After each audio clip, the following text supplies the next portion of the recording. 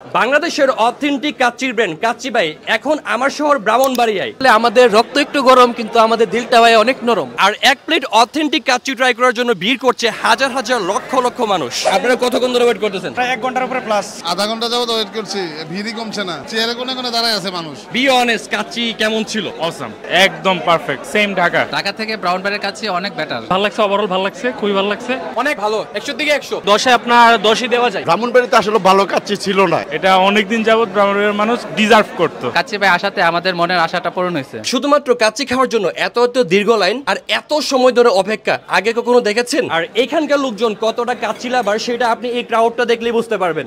মনে হচ্ছে এটা লাঞ্চ টাইম না, যেন ঈদের দিন, নয় কোনো বিশেষ উৎসব। ব্রাহ্মণবাড়িয়া আজ সাক্ষী হতে চলেছে এক কাচ্চি বিপ্লবের।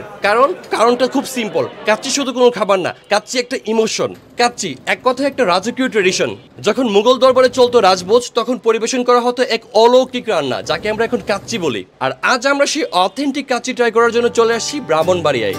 বাংলাদেশের সাংস্কৃতিক রাজধানী ব্রাহ্মণবাড়িয়া। এটি শুধু একটি জেলা নয়, এটি সংস্কৃতি, আতিথেয়তা এবং হৃদয়ের শহর। এই জেলায় লুকিয়ে আছে সুরের জাদু, ইতিহাসের গন্ধ আর লোকজ ঐতিহ্যের বিশাল ভান্ডার। সব ধরনের আধুনিকতার ছোঁয়া থাকলেও অভাব ছিল একটা অথেন্টিক কাচ্চি ব্র্যান্ডের। যাই হোক, আশা করি এই শহরে কাচ্চি ভাই আসায় ব্রাহ্মণবাড়িয়াবাসী এখন আরো অনেক বেশি খুশি। এবার চলেন কাচ্চি ভাইয়ের কাচ্চি টেস্ট করা যাক। কাচ্চি ভাইয়ে কাচ্চির পাশাপাশি আরো বেশ অনেক রকমের খাবার পাওয়া যায়, এই যেমন পুরান ঢাকার স্টাইলে মাটন তেহারি, পোলাও, রোস্টের প্যাকেজ। এছাড়াও সিঙ্গেল কিংবা ফ্যামিলির জন্য কাচ্চির প্যাকেজ তো আছেই। একদম জোরজোড়া বাসমতি কাচ্চির সাথে নরম নরম মাটনের পিস, খেতে বেশ অসাধারণ। কাচ্চির সাথে আলু সবসময় একটা বেস্ট কম্বিনেশন। পার্সোনালি আমার কাছে কাচ্চির আলু অনেক বেশি ভালো লাগে।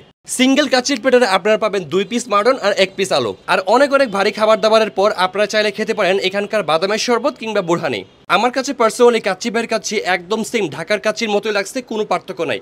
এবার চলেন দেখি এখানকার লোকজন যারা কাচ্চি ট্রাই করছে তারা কি বলে। বি অনেস্ট, কাচ্চির টেস্ট কেমন? হ্যাঁ, আলহামদুলিল্লাহ অনেক ভালো টেস্ট। ঢাকাতে আমি অনেক জায়গাতে কাচ্চি খাইছি, ঢাকা থেকে ব্রাউনবাড়ির কাচ্চি অনেক বেটার। ব্রাউনবাড়িতে কাচ্চির একটা অভাব ছিল, কাচ্চি ভাই আসাতে আমাদের মনের আশাটা পূরণ হয়েছে। কাচ্চি 10 আউট অফ 10ই বলা যায়। আমি তো অন্য যে ব্রাঞ্চগুলোতে খাইছি অলমোস্ট তাদের মতোই সেম। ভালো লাগছে, ওভারঅল ভালো লাগছে, খুবই ভালো লাগছে, সবকিছু ঠিকঠাক ছিল, যেটা চাইছিলাম ওইটাই ছিল, খুবই ভালো ওভারঅল। বি অনেস্ট, কাচ্চি কেমন ছিল?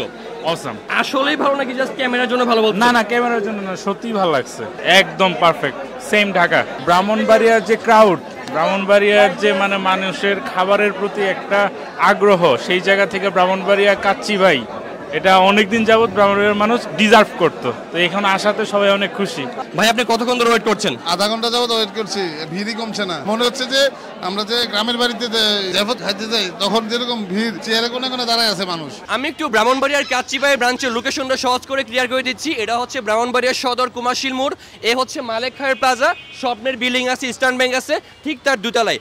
সো আজকের ভিডিওটা এই পর্যন্ত। সবাই ফুড ফ্যান্টাসির পাশেই থাকুন। ভিডিও ভালো লাগলে অবশ্যই বেশি বেশি করে লাইক, কমেন্ট এন্ড শেয়ার করবেন। আল্লাহ হাফেজ।